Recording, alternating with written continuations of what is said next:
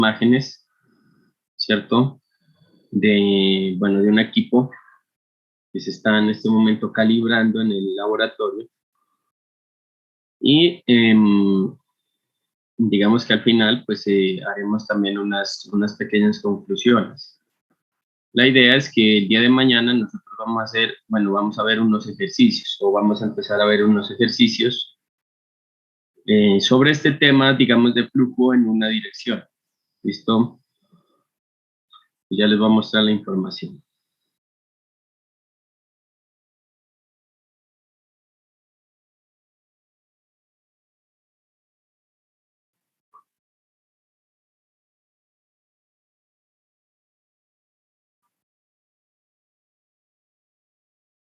Recording in progress.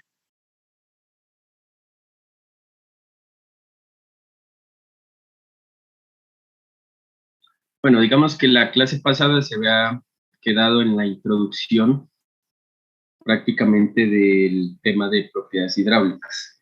¿Listo?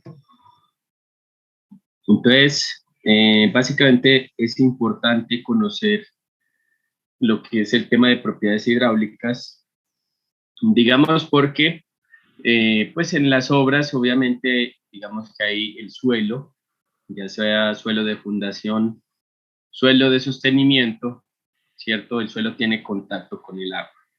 O sea, digamos que en ninguna obra se puede decir que no hay agua. En unas obras, pues hay más o habrá más agua que en otras, ¿cierto? Digamos que si uno, por ejemplo, construye una vía, digamos por allá en la selva, ¿cierto? O en ambientes pues muy húmedos, digamos que tendrá ciertas condiciones de flujo, digamos por debajo de la estructura de pavimento, y obviamente para eso es importantísimo establecer lo que es el tema de, digamos, del manejo del agua, ¿listo? También es importante, por ejemplo, en el tema de las obras de contención, o sea, no solamente pensar, por ejemplo, en las presas hidroeléctricas, digamos, o en las presas de sostenimiento de agua, sino es importante también pensar que a veces se hacen proyectos de sostenimiento de agua pues a mediano, a pequeña escala. Es decir, por ejemplo, digamos los reservorios que se hacen en las fincas, digamos, para utilizar, digamos, el agua como riego, ¿cierto?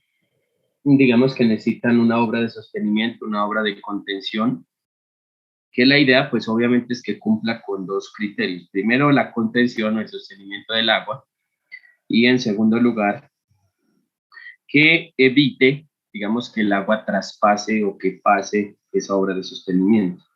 ¿Listo? Digamos, en primer lugar, pues ustedes de pronto habrán visto estas estructuras, digamos que se las voy a mostrar por acá.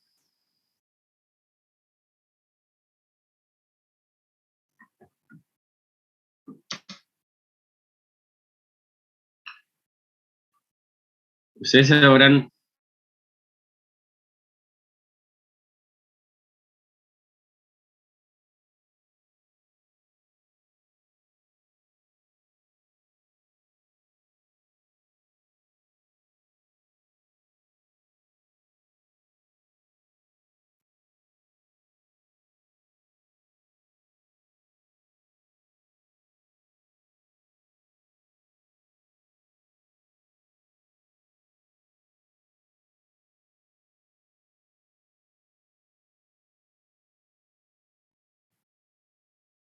Recording stopped.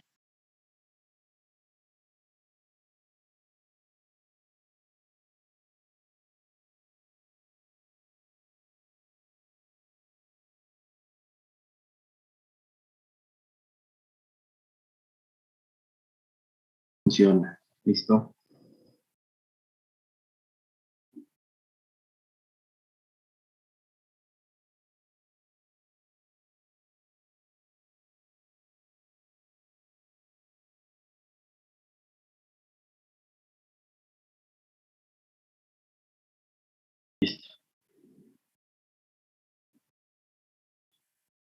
Recording in progress. Entonces, ¿qué es lo que pasa? Digamos que en las vías se colocan estos filtros. ¿Listo? Por ejemplo, mire estos filtros de acá. O sea, se colocan, digamos, ¿con qué objeto? Con el objeto de que si este talud estuviera en condición de... O sea, en condición de saturación, ¿qué es lo que implica? No es que el agua se vaya a quedar quieta ahí en el corte, sino que el agua, pues obviamente va a fluir, ¿no? Por gravedad. Digamos que la gravedad es un impulsor de flujo, ¿no? Ustedes saben, pues, es decir, como en las tuberías, ¿no? Ustedes, por ejemplo, vieron mecánica de fluidos. Entonces, en la mecánica de fluidos, digamos que hay una condición de análisis un poco más simple, que es el análisis de flujo en digamos, en un solo medio o, digamos, en una sola frontera, ¿no? Pues la sola frontera puede ser una tubería, ¿listo? Pero entonces acá en el suelo, digamos, es como si un metro cuadrado, ¿cierto? O un metro cúbico de suelo tuviera, pues, digamos, 1 millón de tuberías, ¿cierto? Obviamente que depende que de la relación de vacíos del material, ¿listo? Entonces, digamos que lo que pasa, que este talud puede ir generando drenaje, ¿sí? O sea que el agua que está internamente se va a ir desplazando y el agua toca capturarla aquí con algo, ¿cierto? Digamos, ese algo pues es un filtro, ¿cierto? Pues digamos que los filtros tienen muchas denominaciones o se catalogan de muchas formas. O sea, pues digamos que el filtro más común, el filtro que todo el mundo conoce es el filtro francés. O sea, es decir, es textil, es un material, digamos, puede ser un triturado, puede ser una roca, ¿cierto? Una roca de más de 3 pulgadas, ¿listo? Entonces, y al final se coloca pues una tubería perforada corrugada, digamos que es una tubería flexible, o sea que se puede adaptar, digamos, a las condiciones de cambio de curvatura, a las condiciones, pues obviamente, digamos, de cambio de pendiente, etcétera. ¿Listo? Entonces, digamos que finalmente toda el agua, ¿cierto? Se va a capturar con esta estructura y se saca, digamos, ¿hacia dónde? Hacia las alcantarillas viales. ¿Listo? O sea, ¿y por qué es tan importante establecer o conocer esta unidad que se llama propiedades hidráulicas? Pues es de suma importancia porque, digamos, la vida útil de los pavimentos es el drenaje. O sea, usted puede colocar, digamos, una subrasante de la mejor calidad, usted puede colocar una subbase granular de la mejor calidad, usted puede colocar una base granular de la mejor calidad y un concreto asfáltico hidráulico de excelente calidad, pero pues si no tiene drenaje, pues digamos que no está haciendo nada. ¿Listo? Porque pues obviamente digamos que el agua queda almacenada en las capas granulares. Y el agua al quedar almacenada, ¿qué es lo que pasa? Como estamos experimentando en una estructura de pavimento carga repetitiva, es decir, carga cíclica, entonces obviamente digamos que esa carga cíclica me va generando acumulaciones de esfuerzo en el material y obviamente que si el material está en condición de saturación, digamos que se nos forman unos colchones y esos colchones hacen de que se nos generen, por ejemplo, problemas de bombeo o problemas de espacios vacíos que cuando ya llega un camión pesado genera huellamiento en la estructura de pavimento en concreto asfáltico o genera bombeo en la estructura de pavimento en concreto hidráulico. ¿Listo? Pues por eso es de suma importancia la parte hidráulica. ¿Listo? Ahora, por ejemplo, digamos que vemos acá, por ejemplo, eh, a ver,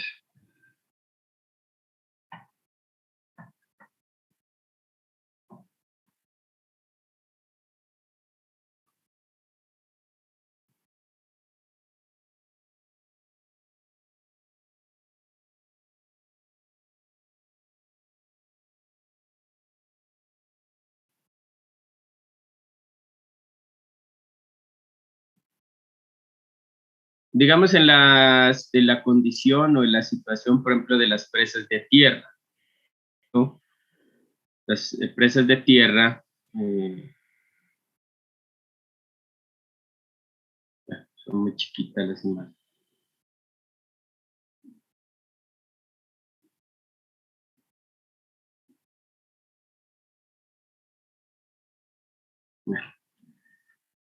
Digamos que la condición de las presas de tierra, en este caso, por ejemplo esta,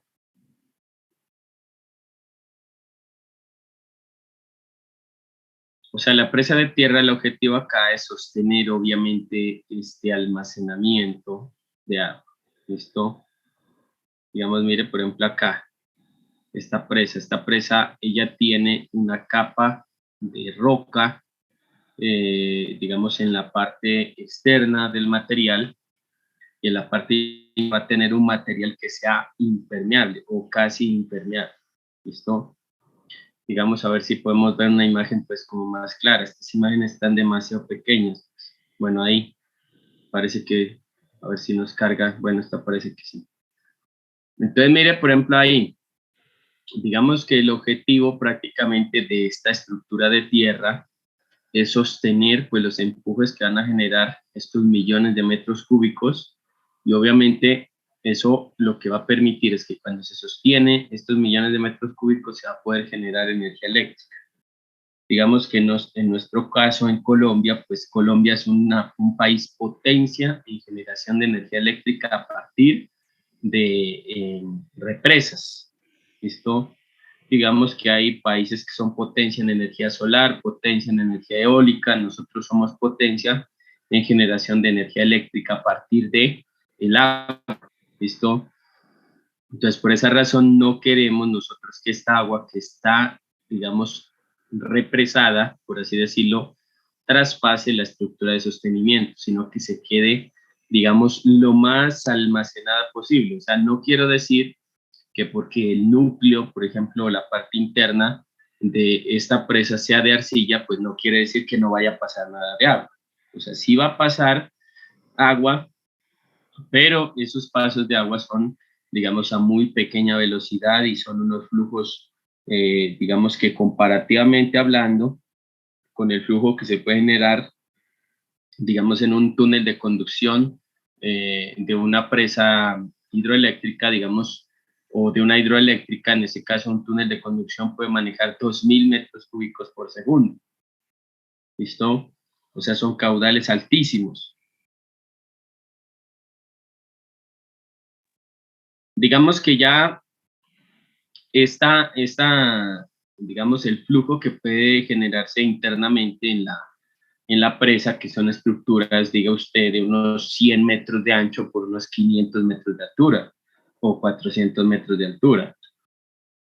Entonces ya son flujos que pues son, digamos, muy mínimos, o sea, son flujos pues que representan unos porcentajes casi cercanos a cero. ¿Listo? Por ejemplo, digamos, el porcentaje que puede generarse, digamos, de paso de agua puede ser el 0.1% a través de la presa. O sea, el 0.1%, mire que el 0.1% es casi cero. ¿Listo? Entonces, al final, nosotros vamos a hacer un ejercicio o unos ejercicios de flujo en dos dimensiones. O sea, vamos a ver cómo se nos comporta el agua, digamos, a partir o, digamos, relacionando una estructura de sostenimiento. ¿Qué es lo importante acá? Lo importante es que, digamos, conocer el paso del agua a través de esta estructura de sostenimiento es una parte del análisis. La otra parte es saber qué es lo que pasa por debajo de la presa. O sea, no es que porque el agua está empujando, entonces por debajo no esté pasando nada. Por debajo también se generan unos flujos de agua, es decir, es como si el agua, por ejemplo, acá, digamos, intentase atravesar la base, ¿cierto?, de la estructura de sostenimiento. ¿Listo? Mire, por ejemplo, acá, esta es como una estructura típica de una presa de tierra. Entonces, se tiene un manto de roca o enrocado, ¿listo? Digamos que va a ser pues un material cercano pues o mayor a las 4 pulgadas, digamos ya internamente, esto se genera con un núcleo de tierra o de arcilla, más que todo una arcilla, pues obviamente una arcilla que no sea expansiva. Por eso es que uno necesita ahí hacer unos ensayos ya muy precisos. Uno necesita hacer límite de contracción, necesita hacer límite líquido, plástico, el tema de hidrometría, ¿listo? Entonces uno necesitando hacer ya sus ensayos, pues prácticamente ya sabe o descarta o establece si el tema pues del, digamos, del material pues me puede sostener o me puede evitar también de que el agua pase de una manera muy rápida, ¿listo? Y al final pues establece un filtro y un pie de enrocado. Por ejemplo, eso es un, digamos, es una forma de representar una presa de tierra, ¿listo? Entonces el enrocado prácticamente es un material, prácticamente es una roca triturada que se coloca en la cara, digamos en la cara anterior y en la cara posterior, es decir, en la cara que sostiene el agua y en la cara, digamos, en la cara externa de la presa, en la cara observable. ¿Listo? Entonces, eso pues, ¿qué es lo que genera? Lo que genera es que no se me vaya estableciendo un tema de erodabilidad o erosión o remoción del material interno. Eso es el objetivo de generar un enrocado ahí. ¿Listo? Entonces, digamos que para eso nos sirve conocer el tema de las presas de tierra. ¿Listo? De las presas de tierra y sobre todo el tema de flujo a través del medio poroso. ¿Listo? O sea, la condición de flujo que uno analiza siempre está basada en unos criterios que son el criterio de velocidad, es decir, el criterio de movimiento o caudal, también se analiza por ahí, o flujo como tal, ¿cierto? O desplazamiento del agua, y el otro criterio es el criterio energético. Entonces, ustedes, por ejemplo, en mecánica de fluidos, pues debieron de haber visto que era una cabeza de posición, que era una cabeza de presión, que era una cabeza total. Digamos que son conceptos demasiado básicos, ¿cierto? En la parte de flujo, ¿listo? Entonces, digamos que nosotros al final, el día de hoy, vamos a ver dos conceptos, que es el concepto de velocidad de descarga, ¿cierto? Y el concepto de velocidad de filtración, ¿listo? Entonces vamos a ver esos dos conceptos, digamos que son de suma importancia. ¿Por qué razón? Porque un concepto, digamos que me relaciona a un área bruta de flujo y otro me relaciona solamente la porción o la parte de los espacios vacíos. ¿Listo? Entonces, digamos que la conductividad hidráulica es un parámetro importante para un suelo, ¿cierto? En el tema de estudio de filtración. Digamos, ¿por qué es importante eso?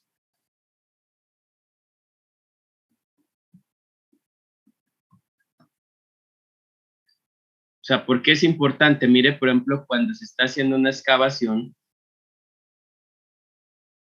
digamos como esta, mire, por ejemplo, mire, ahí se está haciendo una excavación para un sistema de sótanos. ¿Listo? Entonces, digamos que en ese caso, ¿qué es lo que pasa? ¿Por qué es importante la filtración? Porque mire, por ejemplo, acá en esta estación, pues en la parte superior hay digamos, hay una vivienda. ¿Listo? Entonces, digamos, obviamente la vivienda y le va a generar una carga al suelo.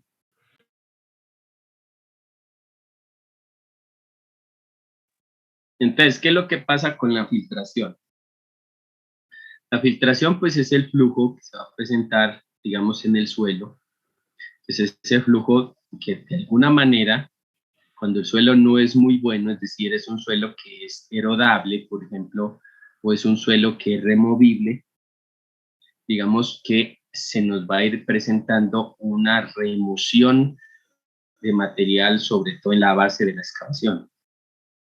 Entonces, esa remoción de material pues va a ser consecuente o consecutiva en el sentido de que esto se va erodando, entonces se eroda lo de arriba, y lo de abajo, perdón, lo de arriba se va a desprende hasta que nos va a generar afectación en las estructuras vecinas. Entonces, por eso es de suma importancia, tenemos que establecer, por ejemplo, temas de bombeo. O sea, temas de bombeo de agua. Mire, por ejemplo, acá se está realizando, mire, en esta excavación vertical se está realizando bombeo. O sea, ¿por qué razón? Porque está surgiendo agua, digamos, en la base de la excavación. Es decir, cuando el material tiene un estado de saturación o cuando el nivel freático está muy cerca ahí, o cuando existe, digamos, bolsas de agua, pues obviamente se hace una excavación o se hace un corte en ese caso, ¿cierto?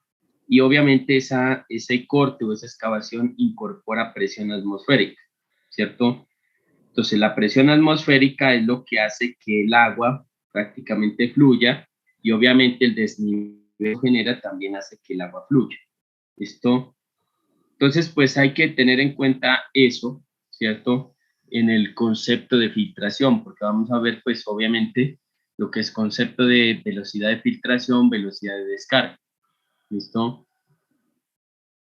Hoy en día, digamos que la construcción, pues como se está reduciendo, pues ya obviamente no hay proyectos, no hay proyectos pues casi de vivienda, por ejemplo, de vivienda unifamiliar, en el sentido de generar casas, me refiero yo. O sea, son pocos los proyectos donde se hacen casas, sino todo es hacia arriba. O sea, todo es aglomerar unidades de vivienda, pues en edificación, ¿no? Entonces, como pues hoy en día, más que todo se tiende a eso por el precio tan excesivo, pues de la tierra, entonces pues nosotros estamos tirando hacia abajo, es decir, estamos realizando cada vez más obras de excavación subterránea, obras, digamos, de excavación con el fin de colocar, pues, digamos, niveles de sótano, ¿cierto? Para el almacenamiento de vehículos, niveles de sótanos para el almacenamiento, pues, de mercancías, ¿cierto? Para oficinas, etcétera. Digamos, así uno no lo crea, pues, hay oficinas subterráneas ya por el costo tan excesivo, pues, del metro cuadrado de la tierra, pues de la tierra o del terreno, pues más que todo, ¿listo? Entonces, por esas razones de suma importancia, ¿listo? Entender el comportamiento del suelo en presencia de agua. Entonces, eso sirve, por ejemplo, para hacer diseño de presas hidroeléctricas, presas con núcleo de tierra o presas de tierra simple, sistemas de contención en concreto armado, tablestacas, diseño de estabilidad de taludes. ¿Listo? Ahí tenemos dos ejemplos. Digamos que, bueno, este es un ejemplo similar al que vemos ahora. Bueno, es una presa de sostenimiento. Esta es una presa de sostenimiento en concreto, pero digamos por qué se trae a colación, porque el agua prácticamente en un sistema de sostenimiento, el agua lo que va a hacer es atravesar por la base, ¿cierto?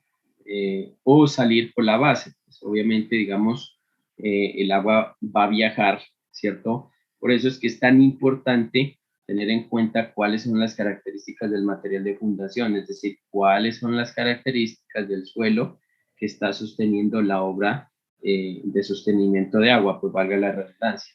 ¿Listo? O sea, no solamente yo concentrarme acá, digamos, en el cuerpo de la presa, sino concentrarme qué es lo que pasa en la base, porque pues también se me va a generar un flujo, se me va a generar, pues, digamos, un movimiento del agua a través de la base de su sistema de sostenimiento. Eso por una parte. Por la otra parte, nosotros acá tenemos un sistema de tablestacado. Sistema de tablestacado, pues, ¿qué son las tablestacas? Las tablestacas sencillamente son unas estructuras que pueden ser en concreto, unas estructuras que pueden ser en acero, en madera. Digamos, ¿cuál es el objetivo? El objetivo es como si uno tuviera unas estacas, ¿cierto? Unas estacas o digamos, unos fragmentos de, llámese madera, acero, concreto. Esos fragmentos pues van hasta cierta profundidad, ¿cierto? Hasta cierta profundidad con el objeto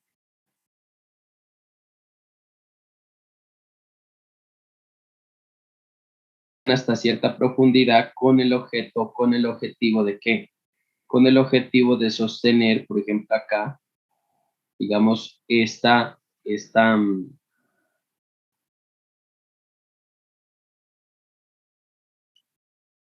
acumulación, digamos, esta acumulación de suelo. ¿Listo? ¿Qué razón? Porque este suelo, pues obviamente tiende a empujar, ¿cierto? Es decir, este suelo tiende a generar unas presiones respecto, digamos, a la pared expuesta. Entonces, si la pared expuesta no se sostiene, o sea, no se retiene con algún sistema, digamos, de sostenimiento, valga la redundancia, como en este caso la tabla estaca, entonces, ¿qué es lo que pasa? Digamos que se nos empieza a deformar el suelo y se nos empieza a erodar y se nos empieza también a, digamos, a generar los deslizamientos y problemas.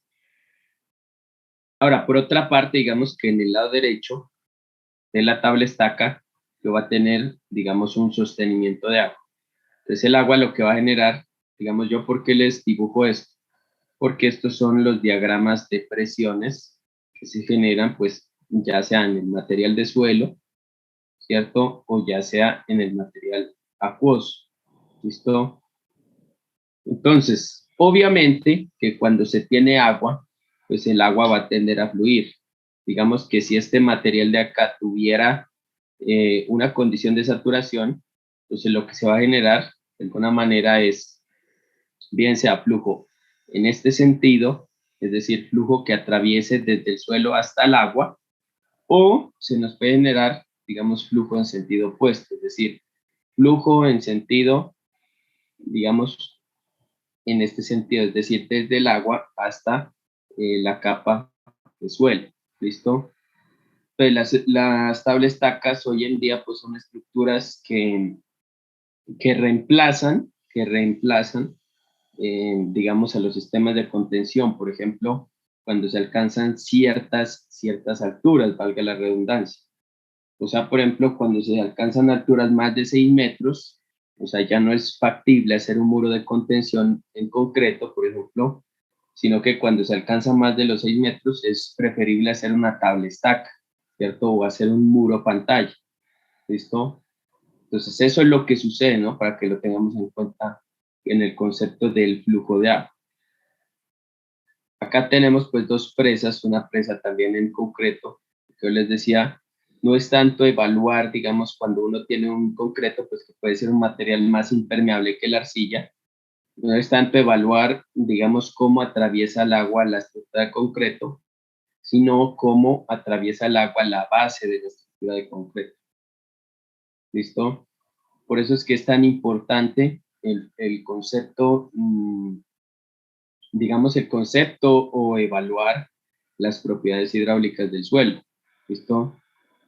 Ahora, por otra parte, en la figura de la derecha tenemos un sistema, ¿cierto?, de contención en tierra, un enrocado para el almacenamiento, pues, de una cantidad, pues, definida de agua para el tema de generación de energía eléctrica o el tema de riego. Digamos que eso puede generar o puede tener muchas implicaciones, ¿no?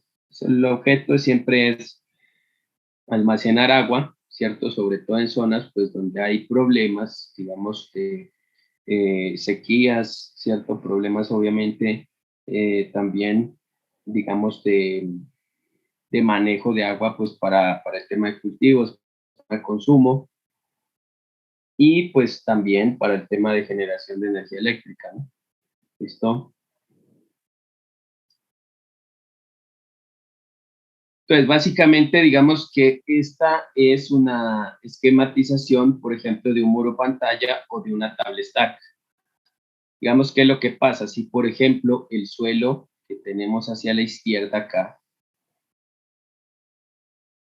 ese suelo tiene un nivel freático elevado, entonces, ¿qué es lo que pasa? Digamos que, obviamente, ese material está siendo sostenido por una estructura. Digamos que esa estructura va a tener un empotramiento o una base también de sostenimiento respecto al nivel inferior. ¿Listo? respecto al nivel inferior. Entonces, esto se habla, digamos, de aguas arriba y aguas abajo. Aguas abajo será esta segunda flecha, y aguas arriba será esta primera que les dibujé.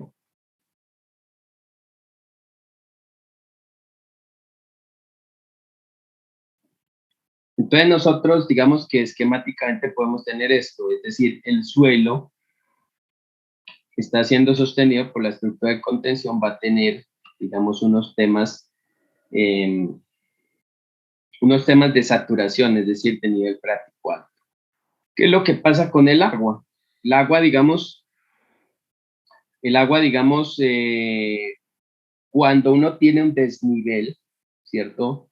Aquí uno va a tener un desnivel, pues diga usted, desde aguas arriba hasta aguas abajo.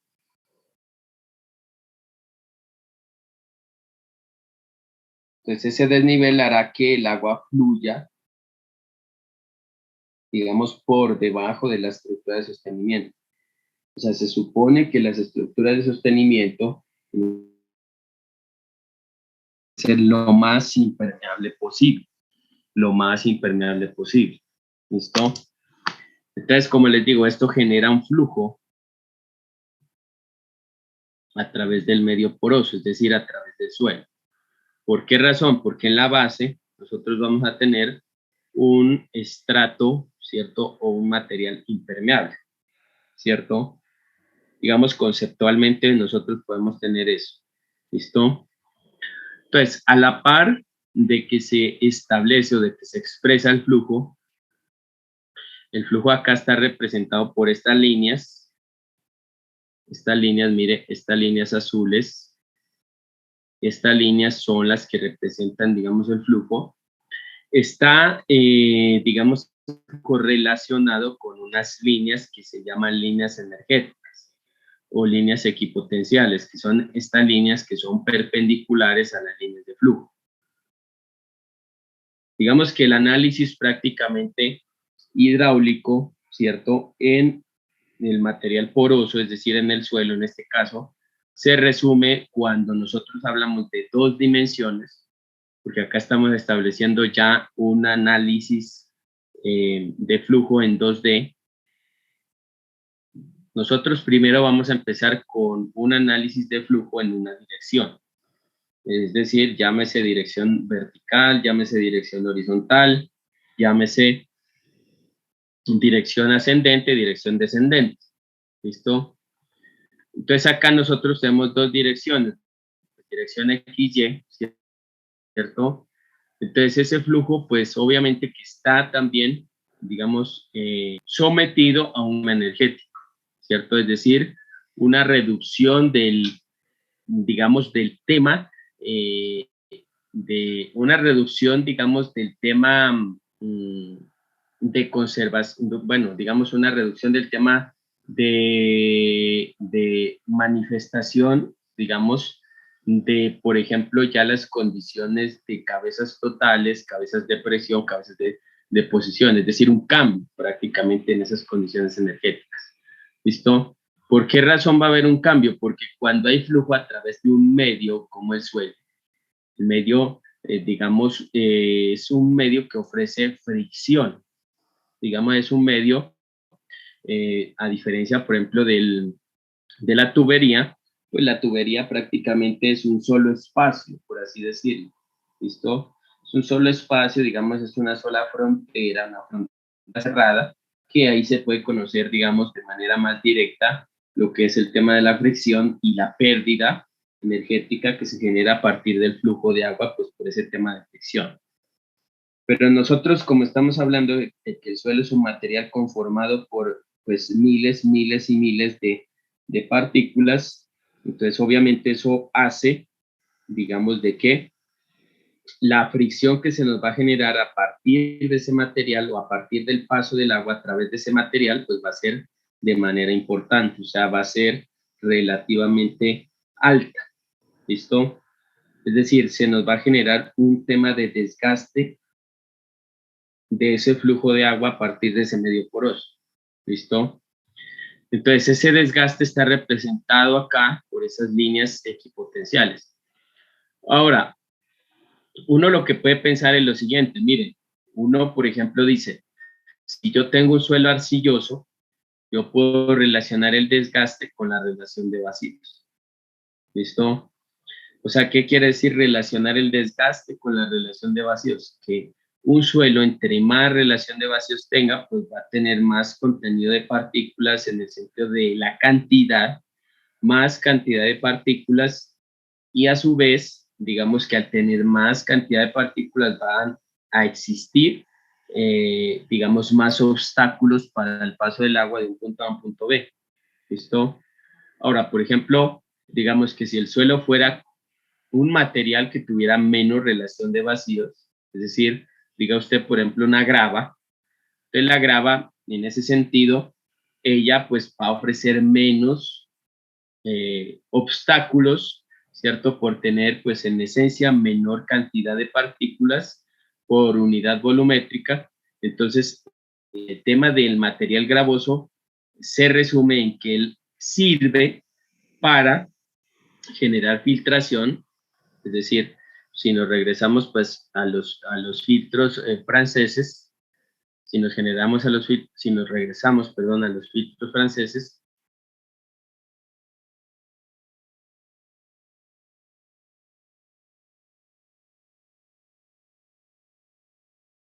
si nos regresamos a esto, entonces, ¿qué es lo que pasa? Que obviamente ese material, como tiene menos relación de vacíos, entonces el agua va a poder pasar de una manera más fácil.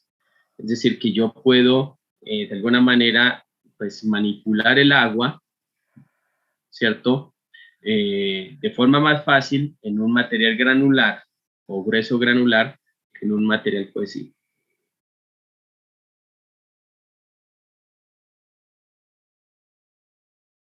O sea, en el material cohesivo, pues digamos que el agua va a quedar almacenada o va a quedar encapsulada. ¿Listo? O sea que yo, digamos, puedo escurrir, por así decirlo, más fácil un material gravoso saturado que un material arcilloso saturado. Pues es mucho más fácil. ¿Listo? Pues acá tenemos, bueno, otro ejemplo, por ejemplo, cuando tenemos una estructura de sostenimiento, una estructura tipo presa, por ejemplo. Entonces, ¿qué es lo que nos interesa a nosotros? Lo que nos interesa es verificar ese flujo en la base, cuando la estructura es muy impermeable, es decir, una estructura, por ejemplo, en concreto. ¿Listo? Entonces, ya recurrimos al análisis prácticamente cuestión de flujo y cuestión energética en la base, es decir, en el suelo de fundación. ¿Listo? Y acá pues tenemos otro ejemplo cuando las estructuras de sostenimiento tienen cambios ya geométricos, es decir, en la base. Ustedes han escuchado, por ejemplo, de que a los muros de contención se les pone unos dentellones o unos dientes, digamos, en la base. Digamos, esos dientes es también, ¿para qué? Para generar mayor longitud, ¿cierto? Mayor longitud de tránsito, ¿listo? Mayor longitud de tránsito, es decir, entre más longitud de tránsito experimente el agua, pues va a haber mayor desgaste, ¿listo?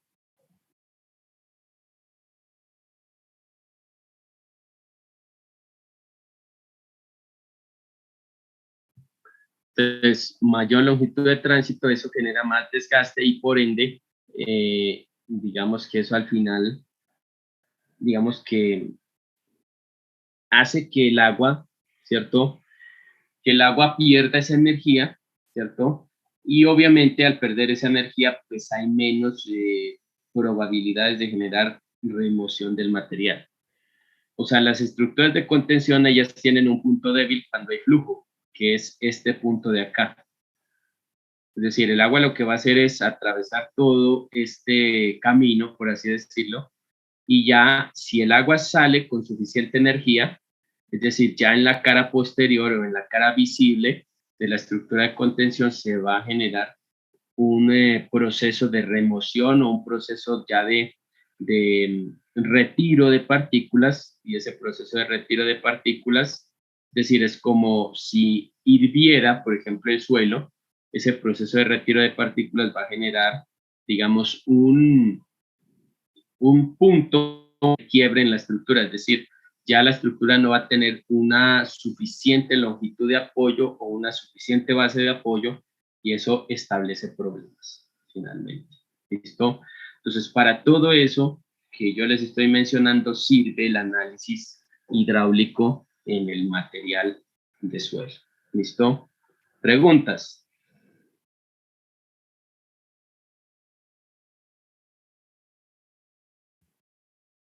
Bueno, entonces nosotros vamos a ver acá ya lo que es la ecuación de Bernoulli.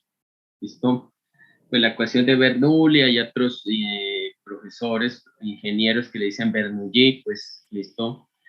Esa es una ecuación muy vieja, o sea, viene por allá desde 1738, pero pues hoy en día también se sigue utilizando ya en el diseño de tuberías, se sigue utilizando para nosotros pues lo que es la parte hidráulica en el suelo, ¿listo? Entonces, en 1738 fue planteada esa ecuación para un fluido ideal, es decir, que no exista viscosidad y que no exista rozamiento. ¿Listo? Ya cuando se habla de conductos cerrados, es decir, tuberías, ¿cierto? O se habla también del material de suelo, porque pues el suelo al fin de cuentas va a tener en mil conductos, ¿cierto? En mil posibilidades de flujo. Entonces, la energía que posee el fluido permanece constante a lo largo de su recorrido, digamos, cuando se habla de conductos cerrados. ¿Listo? Nosotros tenemos que hablar de lo que es el tema de ley de conservación de la energía.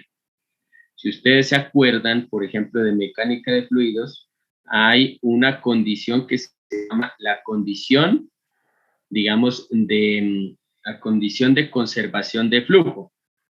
O sea, ¿qué es lo que quiere decir la condición de conservación de flujo? Que el caudal que ingresa a una tubería debe ser igual al caudal que sale de una tubería. Eso se llama la ley de conservación de energía o la ley de conservación de flujo en ese caso. ¿Listo? Entonces, ¿qué es lo que pasa? Nosotros vamos a tener por acá lo que se llama cabeza total. Digamos, el valor H es también una forma de representar la cabeza total. O sea, eso ya es cuestión bibliográfica. Uno puede definir esto como C sub T, es decir, cabeza total, o puede definir uno como H, ¿cierto? Puede definir uno como H. Entonces, ¿a qué va a ser igual la cabeza total? La cabeza total, ahorita vamos a ver ya unos ejemplos. La cabeza total va a estar representada bajo el punto de ascenso piezométrico desde un nivel de referencia definido. ¿Listo? Entonces yo quiero que esos conceptos se los graben, ¿cierto? ¿Por qué razón? Porque eso permite entender, digamos, cómo se genera ya el cambio a nivel de las cabezas totales. Es decir, cuando ya se nos genera flujo, entonces yo voy a tener cambio en la cabeza total en cuanto al tema energético. ¿Listo? Entonces, es la altura o posición, digamos, piezométrica respecto a un nivel de referencia, lo que se denomina, lo que se llama como cabeza total. ¿Listo? Entonces, la cabeza total va a estar asociada a una cabeza de presión. La cabeza de presión, ¿a qué va a ser igual? A una presión de poros que se define como U. Entonces, ¿qué es una presión de poros? La presión de poros va a ser igual sencillamente a lo que es el peso de una columna de agua sobre un punto dado. ¿Listo? Ahorita vamos a ver ya con un poquito más de detalle ese concepto de presión de poros. ¿Listo? Entonces, cuando ya se define lo que es presión de poros, esa presión de poros yo la castigo o la divido por el peso unitario del agua. Entonces, digamos, si yo multiplico ZW, que va a ser la presión de poros,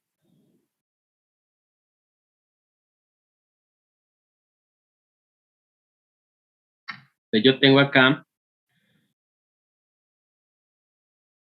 esto va a ser igual a ZW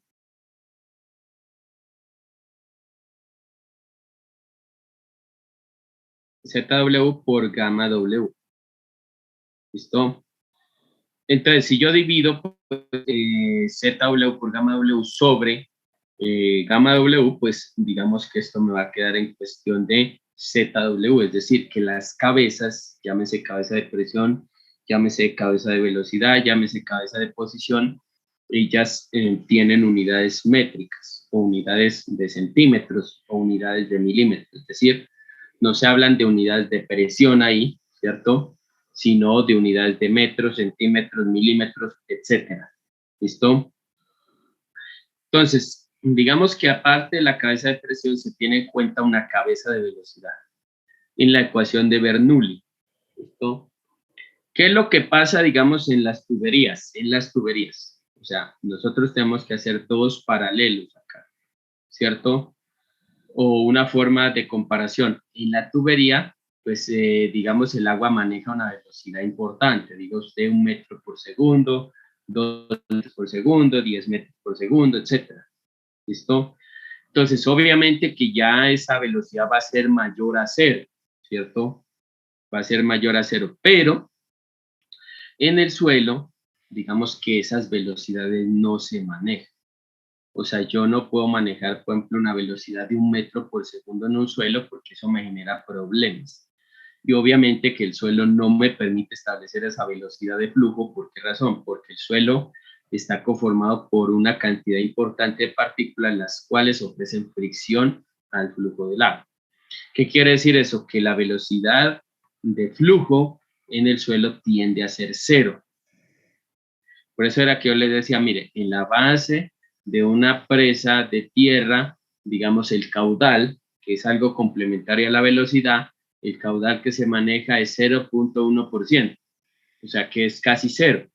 Lo mismo sucede con la velocidad, pues la velocidad pues es casi cero. Entonces, por ende, esta cabeza de velocidad para el tema de la cabeza total en los suelos no se tiene en cuenta. Precisamente por eso, porque tiende esa velocidad a ser igual a cero o tendiente a ser cero. ¿Listo? Ahora, hay otra cabeza que se llama la cabeza de posición. La cabeza de posición refiere a la distancia vertical desde un punto de referencia establecido, ¿cierto? El punto de referencia es arbitrario. O sea, usted puede definir el punto de referencia como el nivel del mar, puede definir usted el punto de referencia, es decir, pues, digamos, ya la altura bajo la cual usted se encuentra, pues, para estudiar ya el problema. Digamos que si la base, por ejemplo, de la presa se encuentra a 2.600 metros y usted quiere hacer el, diga usted, unos 50 metros por debajo, entonces sería el nivel 00, sería 2.550 metros sobre el nivel del mar, es decir, sería ese mi nivel 00. Y de ahí para arriba yo voy analizando qué es lo que pasa pues con el flujo del agua en el medio poroso. O sea que ahorita vamos a ver un esquema que es el esquema ya de referenciación para la comprensión de cabezas, en ese caso cabeza de presión y cabeza de posición, para entender qué es lo que pasa con la cabeza total. ¿Listo? Entonces, ¿qué es lo que pasa acá? Lo que yo les decía ahorita. Si uno tiene, por ejemplo, bueno, una tubería, el flujo va a ser mucho más cómodo, o sea, va a ser mucho más, es decir, un poco más, se puede decir que comprensible o predictible o predecible, ¿cierto? En cambio, cuando ya uno relaciona el suelo, entonces el tema de la energía está sometido a la relación de vacíos del suelo. Si la relación de vacíos del suelo es muy baja, por ejemplo, hay materiales que inclusive al ser modificados tienen relaciones de vacíos menores a 0,5. Es decir, pueden tener relaciones de vacíos de 0,2, 0,25, 0,3, cuando se habla, por ejemplo, de material de enrocado. ¿Listo? Y el otro paralelo, pues digamos, o el otro extremo, por así decirlo, ya es el material muy fino, ¿cierto? Pues el material muy fino, él tiene ya relación de vacíos muy alta, diga usted 1.1, o si inclusive el suelo es expansivo, entonces esa relación de vacíos pues va a ser mayor a 1.1. ¿Listo? Entonces, Eso finalmente, ¿qué es lo que nos genera? Eso nos genera ya una condición, digamos, una condicional para el tema de la pérdida energética. Si yo tengo un material que tiene una relación de vacíos alta, entonces la pérdida energética va a ser muy superior que si yo tengo una relación de vacíos baja. ¿Listo?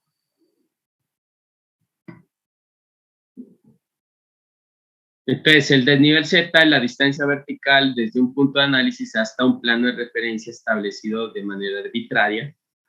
La carga de presión es la presión de agua o la presión de poros dividida entre el peso unitario del agua. ¿Listo? Entonces, al aplicar, digamos, la ecuación en un medio poroso, el término de velocidad es despreciado debido a la baja velocidad de flujo. ¿Listo? Y la ecuación queda finalmente que la cabeza total pues va a ser igual a la cabeza de presión más la cabeza de posición. ¿Listo? Entonces, acá vamos a ver el concepto, básicamente. Vamos a ver el conceptico. Les voy a borrar esta información que tenemos acá.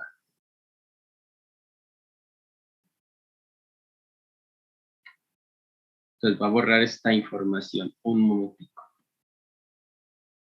Entonces, para tener en cuenta ya esas cabezas de posición, cabeza de presión, cabeza total, entonces yo requiero inicialmente es conocer un nivel de referencia.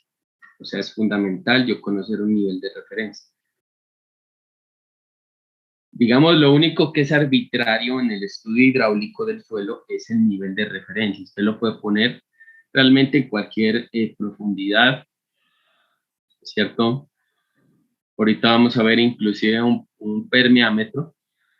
Ya es tema pues ese tema pues ya de las cabezas de posición, presión en un equipo pues ya para medición de permeabilidad. ¿Listo? Entonces, cuando se tiene el nivel de referencia, nivel base, entonces yo voy a tener, por ejemplo, un punto de análisis que se llama A, o se denota A. Entonces, ¿qué es la cabeza de posición? La cabeza de posición va a ser la distancia desde el nivel de referencia hasta el punto de análisis. O sea, esa cabeza de posición se denomina Z-SWA. O sea, ¿qué es lo primero que yo tengo que hacer? Pues definir la cabeza de posición.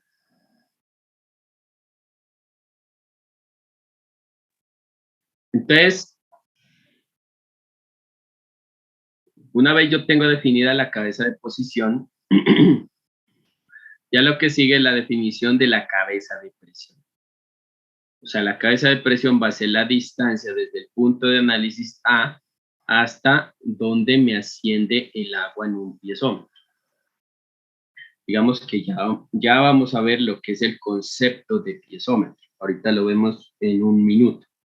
Entonces, ¿qué es lo que va a pasar? Que esa distancia desde el punto de análisis hasta donde sube el piezómetro va a ser cabeza de presión, es decir, presión de poros sobre el peso unitario del agua. Entonces, cuando yo sumo cabeza de posición más cabeza de presión, voy a tener cabeza total. Entonces, era lo que yo les decía ahorita. Yo les decía, mire, ¿qué es la cabeza total? Es la distancia desde un nivel de referencia hasta donde me marca un piezómetro. ¿Listo? Digamos que eso ya intrínsecamente a mí me define ¿qué? Pues a mí me va a definir ya lo que es la cabeza de posición y la cabeza de presión. O sea, ¿qué es lo importante? Yo siempre tener muy claramente definido lo que es el concepto de cabeza de posición. O sea, de ahí arranca todo, porque el resto se puede obtener siempre y cuando uno tenga unos niveles piezométricos ya definidos. Y listo. ¿Listo? Ahora, si yo analizo otro punto, que va a ser el punto B, ¿listo? Entonces, ¿qué es lo que pasa en el punto B? En el punto B ya se ha generado flujo. O sea, yo ya tengo, digamos, unas líneas de corriente que están atravesando ya el material. Bueno, voy a colocar estas líneas de corriente pues en el color azulito. Entonces, ahí tenemos pues unas líneas de corriente. ¿Listo? Entonces, ¿qué es lo que pasa acá? Digamos que acá lo que pasa es que como ya hay flujo, entonces hay pérdida ya. Hay pérdida energética. ¿Por qué? Porque ya hay fricción entre el líquido y el medio. Es decir, entre el líquido y las partículas sólidas. Hay una fricción. ¿Listo? Entonces, cuando hay esa fricción, yo voy a tener un valor que se llama por acá delta H.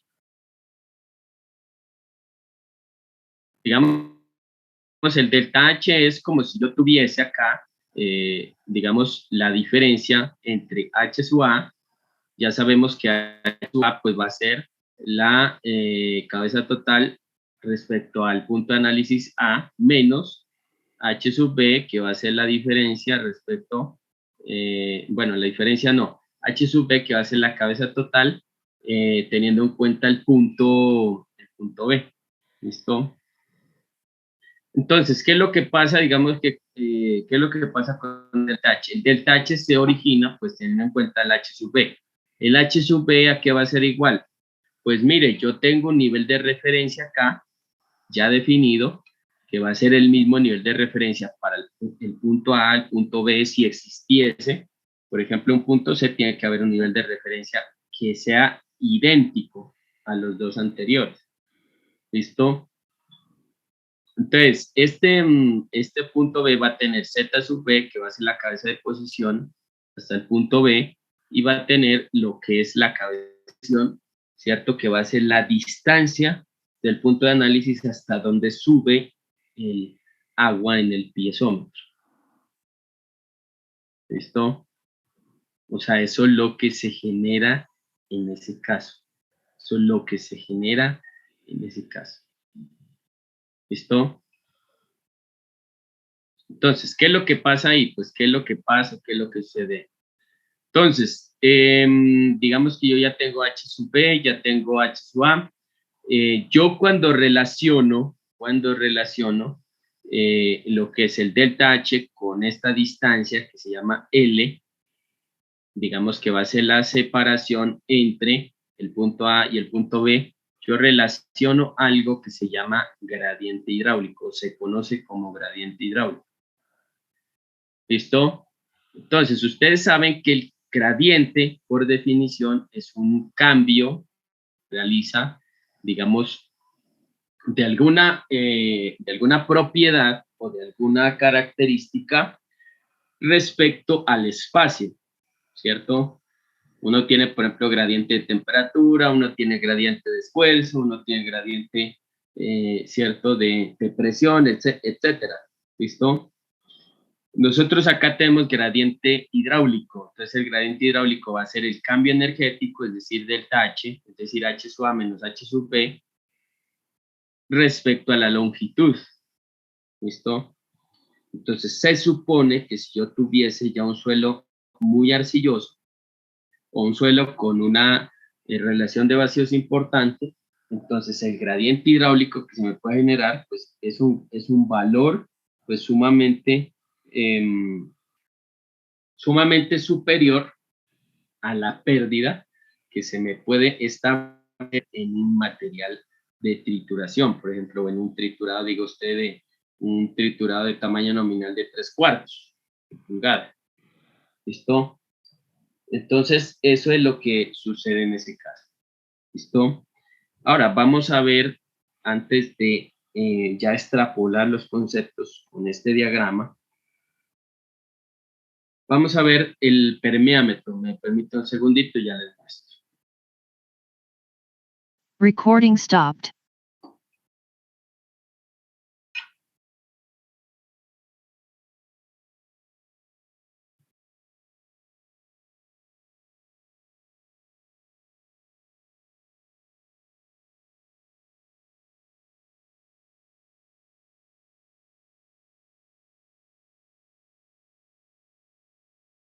Recording in progress. Bueno, es que el permeámetro es un equipo que en este momento se está, digamos, calibrando en el laboratorio. ¿Listo?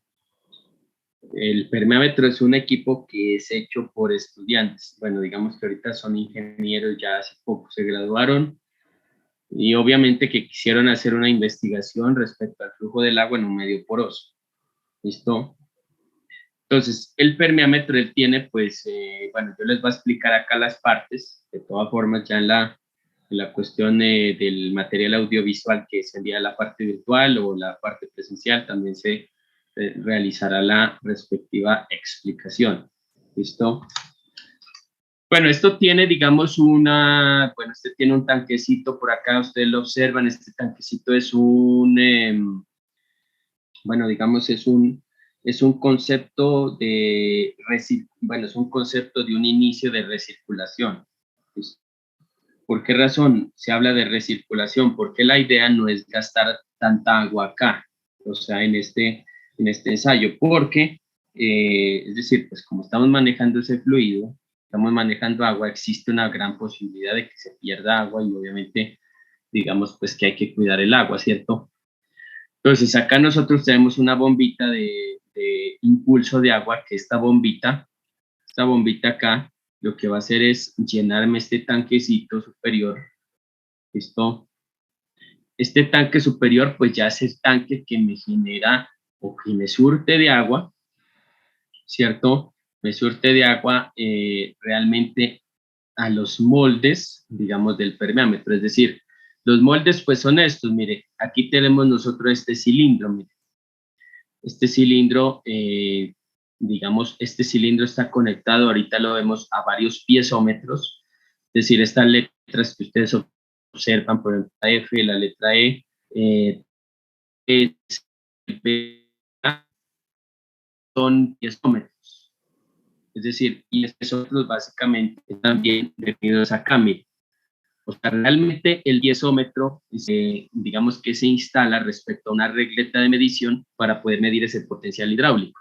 Mire, por ejemplo, acá está el piezómetro F, que va a ser este mismo piezómetro, solamente que por detrás, pues ya del tablero, se conduce la tubería y se saca hasta, digamos, hasta poderlo equiparar con esta regleta de medición.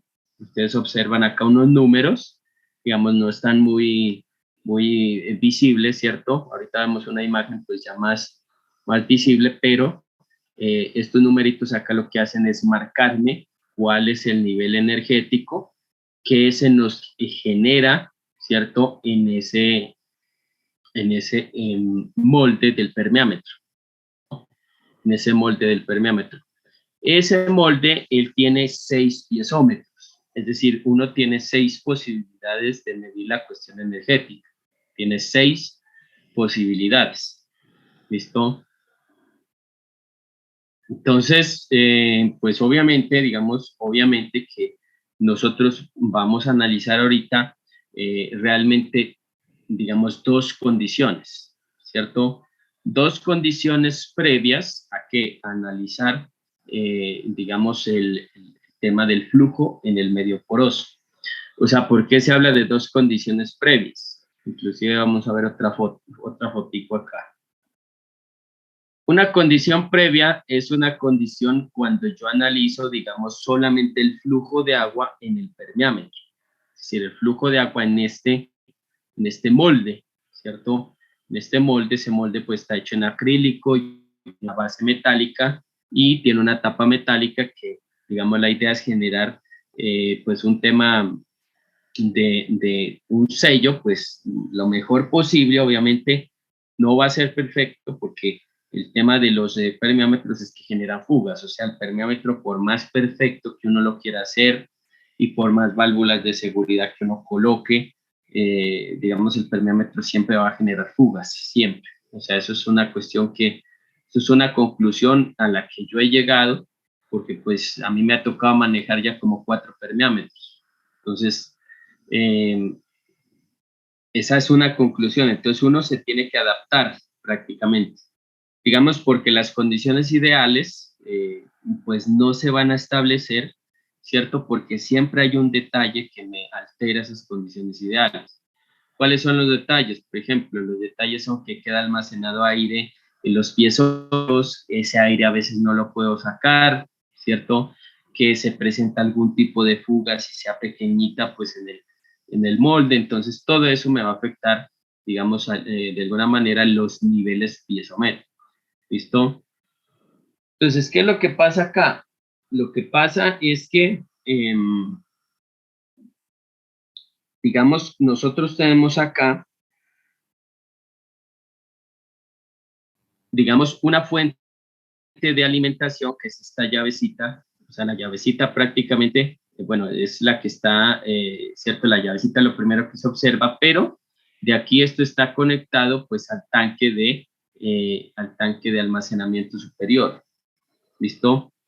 Entonces, ya una vez pues que vaya fluyendo el agua, aquí esto entra, ¿cierto? Por este otro espacio, es decir, por la parte inferior del molde del permeámetro, y acá se nos va a generar a nosotros un flujo que se llama flujo ascendente. ¿Listo? O sea, nosotros en realidad pues podemos evaluar muchos tipos de flujo, es decir, flujo en una dirección. Digamos que puede ser el flujo ascendente, ¿cierto? Como en este caso, o uno pudiera hacer un permeámetro, por ejemplo, para evaluar flujo descendente, o uno podría hacer un permeámetro, por ejemplo, para evaluar flujo horizontal, ¿cierto? Digamos que hay muchas condiciones. En este caso, la condición de flujo es una condición de flujo ascendente.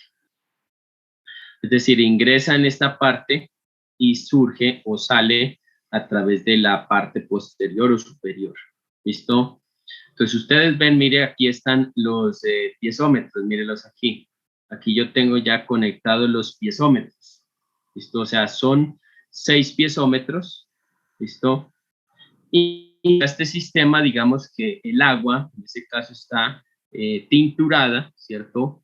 Está tinturada con azul de metileno para que uno pueda ver, digamos, en realidad ese marcaje que generan los piezómetros. Porque, digamos, cuando uno trabaja con agua pues, transparente, uno no ve nada. Y los piezómetros, sobre todo por la noche, que no hay luz.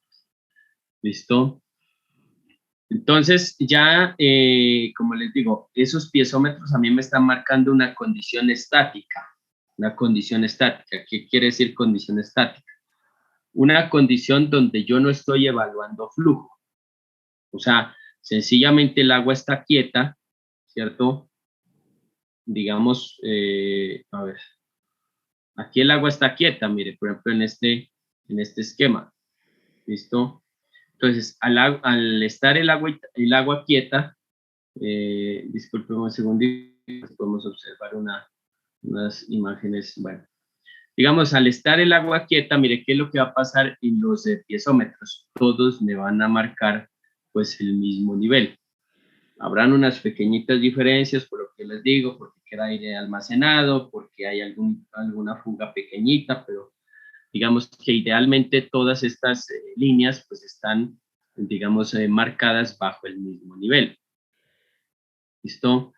Entonces, ¿qué es lo que pasa ahí? Que uno tiene, digamos, ya en la imagen, un nivel de entrada del sistema, ¿cierto? El nivel de entrada del sistema, pues, ¿cuál va a ser? Va a ser este de acá, mire, este es el nivel ya, finalmente, digamos, ese va a ser el nivel donde el agua se me va a almacenar, ¿cierto? Mire, ustedes observan que este nivel de acá es casi el mismo nivel de acá. Bueno, digamos que hay unas diferencias chiquitas, pero se puede decir que es casi el mismo nivel. ¿Listo? Entonces, ¿qué es lo que pasa si yo quisiera evaluar, por ejemplo, digamos, el primer piezómetro? Es decir, por ejemplo, el piezómetro F, por ejemplo. Piezómetro F va a estar por aquí, más o menos, ¿cierto? Entonces, la cabeza total, aquí que me está marcando ese piezómetro, ¿sí? En esencia va a estar relacionada a este nivel de marcaje por acá, son 98 centímetros. 98, 99 centímetros, más o menos. ¿Listo? Entonces, esos 99 centímetros va a ser la distancia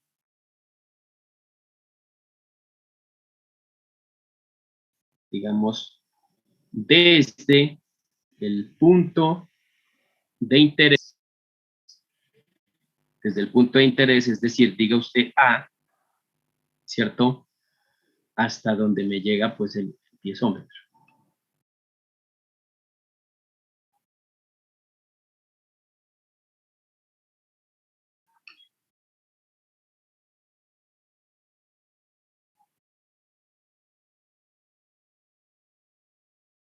Entonces, esa va a ser la cabeza de presión, ¿listo?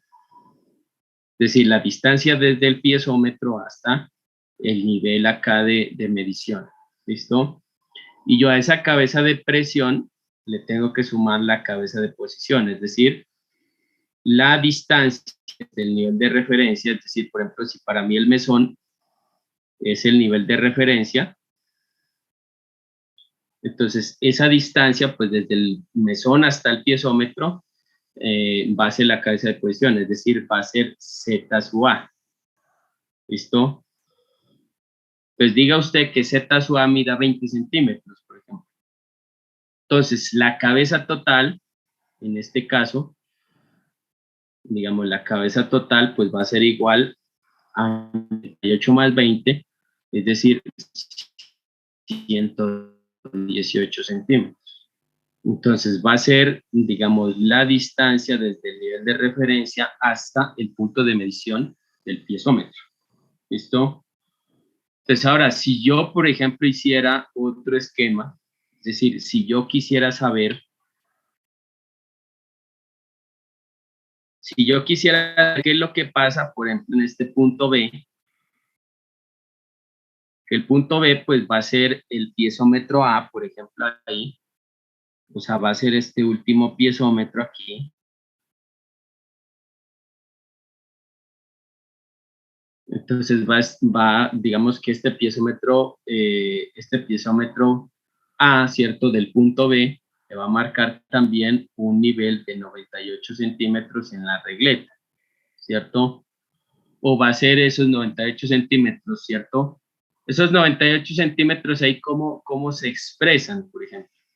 Digamos, o por qué básicamente cuando yo coloco ese piezómetro me llega hasta 98 centímetros.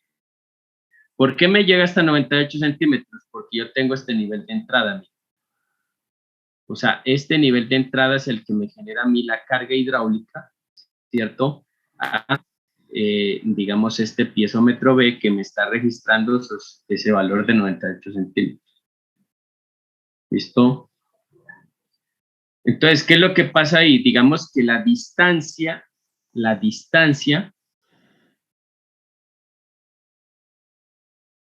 desde el piezómetro, digamos, desde el piezómetro o desde el nivel piezométrico hasta el punto de interés B, pues ya no van a ser 98 centímetros como en el piezómetro del punto A, por ejemplo. Sino, diga usted que ahí van a ser 98 menos 20, diga usted, esta distancia, pues ya van a ser 78 centímetros. ¿Listo? Entonces, esa va a ser la cabeza de presión para el punto B.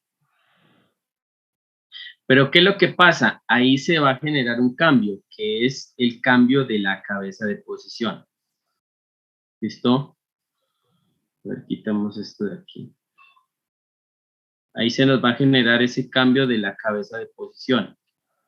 Pues ya la cabeza de posición no va a ser 20 como en el, digamos, en el piezómetro del punto A, sino que Z sub B en este caso va a ser igual a 40, por ejemplo, ¿cierto? Entonces, cuando usted suma prácticamente ese 78, ¿cierto? Más ese 40, entonces usted le va a generar una cabeza total por acá, ¿cierto? de 118. O sea, en esencia, ¿qué es lo que va a cambiar acá? O sea, en esencia lo que va a cambiar acá es la cabeza de posición, ¿cierto? Digamos, en términos básicos o en la raíz prácticamente, ¿cierto? Del concepto. Cuando cambia la cabeza de posición, cambia la cabeza de presión, pero la cabeza total sigue siendo igual. La cabeza total sigue siendo igual. Si ustedes se dan cuenta, mire que los piezómetros, cuando yo tengo una condición estática, es decir, no tengo flujo, los piezómetros ellos ascienden hasta la misma altura. ¿Listo? O sea, ¿qué significa?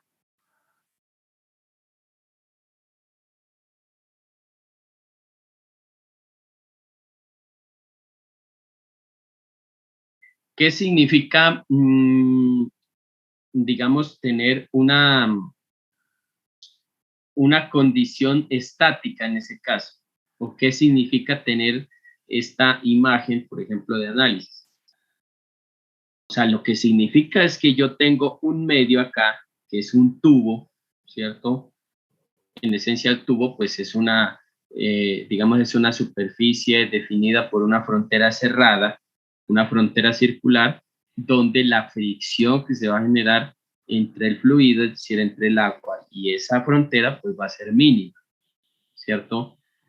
Teniendo en cuenta, pues, la longitud de, de ese tubo, pues, circular o de ese molde del permeable. ¿Listo? Entonces, por ejemplo, si yo generara flujo ya, o sea, si yo evaluara, digamos, esta condición, que es la condición, mire, aquí yo tengo la siguiente condición, ahí yo ya estoy generando flujo, mire, ahí ya se ve cómo el agua pues está saliendo del molde del permeámetro. Entonces, ¿por qué yo les dije eso hace todos? Es decir, ¿por qué yo les definí lo que es la condición de frontera cerrada, una frontera circular, una frontera uniforme para el flujo de agua? Porque mire, es que cuando se está realizando el flujo del agua a partir del, digamos, o a través del molde del permeámetro, mire que acá hay un descenso prácticamente en la condición piezométrica, hay un descenso. O sea, ya ese descenso no está hasta los 98, 99, sino va a estar más o menos hasta los 62.5 centímetros en esta regleta de medición. O sea, mire que ahí ya se genera ese descenso, es decir, ya hay una pérdida energética por la condición de flujo. ¿Listo? Entonces, si hay flujo, entonces, ¿qué es lo que va a pasar? Que ya lo que es la cabeza de posición, ¿cierto? Digamos que la cabeza de posición, si yo tengo lo que es la misma posición, valga la redundancia, que el primer caso, pues la cabeza de posición se supone que la distancia del piezómetro hasta el nivel de referencia no debe cambiar, pero la cabeza de presión sí va a cambiar, porque va a ser la distancia del piezómetro, ¿cierto? O sea, diga usted, va a ser la distancia del piezómetro hasta el nivel de medición piezométrica, pues valga la redundancia, o el inicio del piezómetro hasta la distancia o hasta el punto o el nivel de medición piezométrica. Pues básicamente ahí nos va a cambiar la cabeza de presión. Entonces, cuando cambia la cabeza de presión, cambia la cabeza total. ¿Listo? Cambia la cabeza total. O sea, estamos generando ya condición de flujo. ¿Listo? O sea, entonces al final, ¿qué es lo que sucede? Por ejemplo, si yo tengo este material, pues, digamos que mire, por ejemplo, en lo que se ha estado trabajando respecto a la calibración de este equipo. Pues bueno, básicamente puede ser que no se vea ahí muy bien, pero en esta imagen a ver si se ve. Mire, usted tiene ya en el, observa en el molde del permeámetro, mire que hay distintos tamaños de material. ¿Listo? Nosotros acá vamos a tener unos materiales retenidos, ¿cierto? bueno, inicialmente uno tenía un material retenido en la malla de 3/4, después, bueno, era un material bien poquito porque nosotros tenemos un triturado por allá en el laboratorio, ¿listo? Después sigue un retenido en la malla de 3/8 de pulgada, vemos que es este material que ustedes están observando acá, ¿listo? Después nosotros tenemos un material retenido en la malla 4, que es este material que ustedes observan por acá, este intermedio, por aquí. Y después ya uno, o ustedes, pues mejor dicho, observan el material retenido en la malla número 10. ¿Listo? Entonces, es decir, inclusive ya cuando se está saturando el material, porque uno tiene que generar un proceso de saturación, ahí ya se está generando una saturación del material, entonces ya uno lo que hace después es verificar, ¿cierto? Es verificar ya la condición, digamos, de pérdida energética a partir de la generación de flujo ascendente, en ese caso. ¿Listo? Entonces, si nosotros teníamos, perdón, esta imagen acá de cambio en la condición piezométrica cuando hay flujo en un medio definido por una frontera cerrada circular, entonces tiene que haber un cambio cuando yo verifico, cuando yo establezco la condición de flujo ya en un material poroso insertado en ese medio cerrado circular. ¿Listo? Digamos que eso es lo que se está verificando.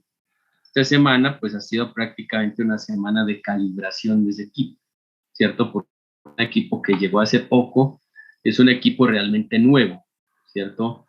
Entonces, hay que hacer unas pruebas de calibración y unas pruebas de observación, inclusive ya del comportamiento hidráulico, inclusive uno tiene que definir cuál es el material idóneo para realizar las pruebas de permeabilidad. Es decir, yo en este experimento que se llama experimento de cabeza constante, yo lo que tengo que hacer es implementar material granular. Material granular, es decir, material arenoso, material gravoso. Yo no puedo ahí implementar material cohesivo porque sencillamente se me pueden generar problemas ya de que se me pueden dañar los piezómetros o se me puede dañar la base del molde, ¿listo? Por esas razones que hay que hacer el proceso, digamos, de la manera más responsable posible, ¿listo? Preguntas.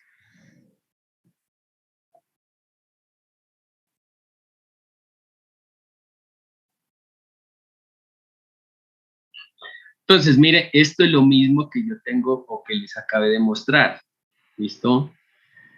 Entonces, cuando yo me refería, por ejemplo, a el tema de la presión de poros, ¿qué es la presión de poros? Yo puedo verificar aquí presión de poros. A ver, me regalan un segundito. Creo que sí.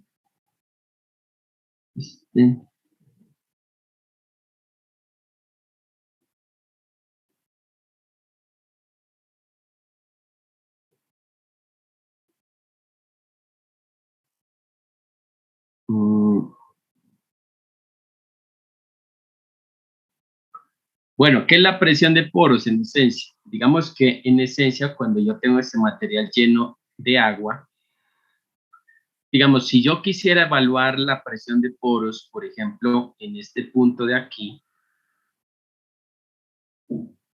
diga usted en este punto A,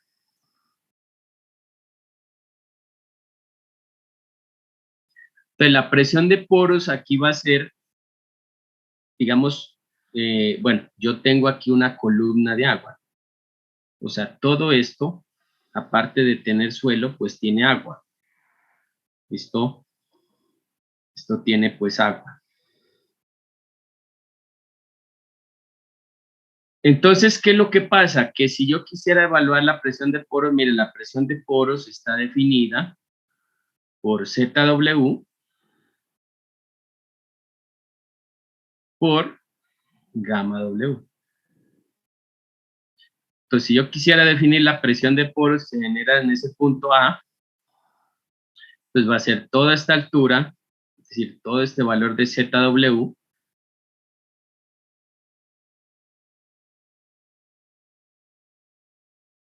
por el peso unitario del agua, es decir, todo el peso del agua sobre este punto A. Esa es la presión de poros. O sea, imagínense, bueno, si digamos que el molde mide, por ejemplo, unos 40 centímetros, entonces, ¿qué quiere decir? Que usted tiene 40 centímetros de lámina de agua que están cayendo sobre un punto determinado. Ese punto determinado está conformado, mire, ese punto yo puedo tener una partícula acá, puedo tener otra partícula acá, otra partícula acá. Y en medio de esa partícula, pues va a haber un poro. O sea, digamos que la superficie o, digamos, el espacio que está definido por esas partículas se llama poro. Entonces, ¿qué es lo que pasa? Que aquí el poro se me llena de agua. Entonces, internamente, ¿qué es lo que va a hacer el agua? El agua, como tiene un peso ahí, entonces el agua me va a empujar en esta dirección, el agua me va a empujar en esta dirección, me va a empujar en esta dirección. Pues es como si usted tuviese, digamos, en ese espacio, en ese poro, como si le estuviera inflando, pues el poro, y al inflar el poro presiona las partículas, ¿listo? Entonces, eso se llama presión de poros, ¿listo? O sea, es decir, siempre que haya agua y siempre que haya suelo, pues tiene que existir presión de poros. Pero la condición es que el material tiene que estar saturado, o sea, el material no puede estar en condición de humedad. ¿Listo? O sea, si el material está en condición de humedad, pues no hay presión de poros, porque no hay saturación o no hay, digamos, un equiparamiento del agua respecto a todo ese espacio. ¿Listo? Ahora, si pasamos ya a este esquema para terminar por el día de hoy, yo tengo acá pues un tanque de almacenamiento, tengo pues, digamos, el medio para generar flujo al permeámetro o al molde, y ya medimos pues la cuestión energética en digamos, en el molde. Ahora, si yo, por ejemplo, quisiera medir cuál es la cabeza la cabeza total en el punto cero, entonces la cabeza total en el punto cero, digamos que está definida apenas, ¿por qué? Por la cabeza de posición desde el nivel de referencia. O sea, yo no tengo ninguna forma de medir nivel de piezómetro. ¿Por qué? Porque por encima no hay agua, o sea, no se está generando un peso, ¿cierto?, del agua hacia ese punto cero. Entonces, ¿qué es lo que pasa? Que la cabeza de presión va a ser igual a 0 metros, es decir, 0 metros multiplicado por el peso unitario del agua dividido entre el peso unitario del agua, es decir, 0 metros.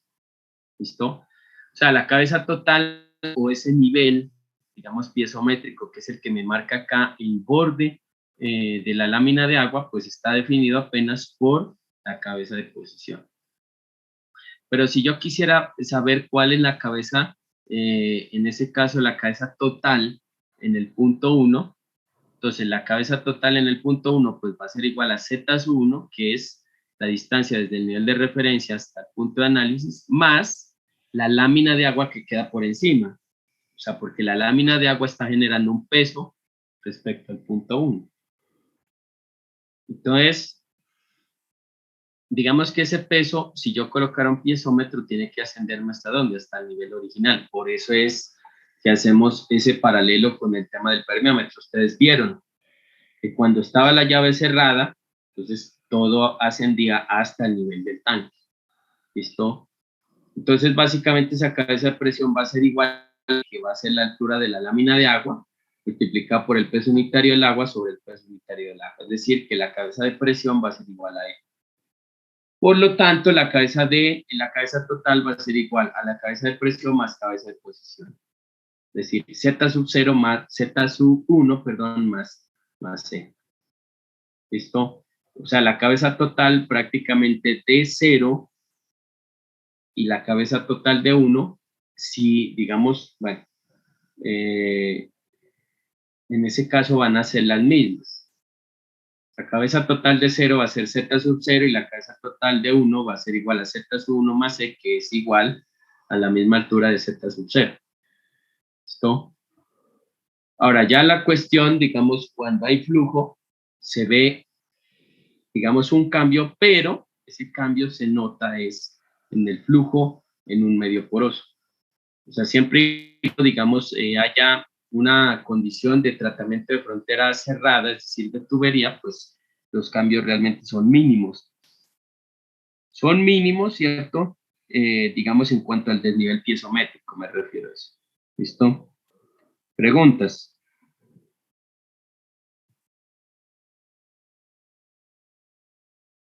Recording stopped. Entonces, mañana, por favor, estudiar, para mañana estudiar, que mañana voy a hacer unas preguntas.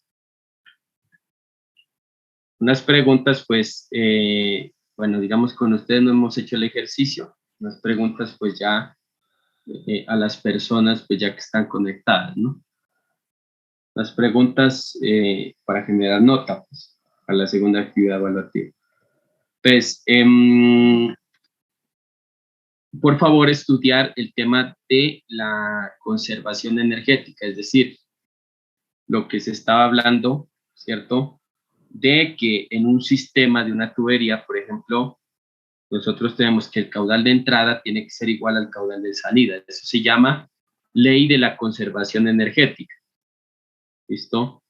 Eso se llama ley de la conservación energética. Entonces, estudiar para mañana, ¿por qué razón? Porque mañana vamos a hacer unos ejercicios. Vamos a empezar con un ejercicio de un permeámetro. ¿Listo?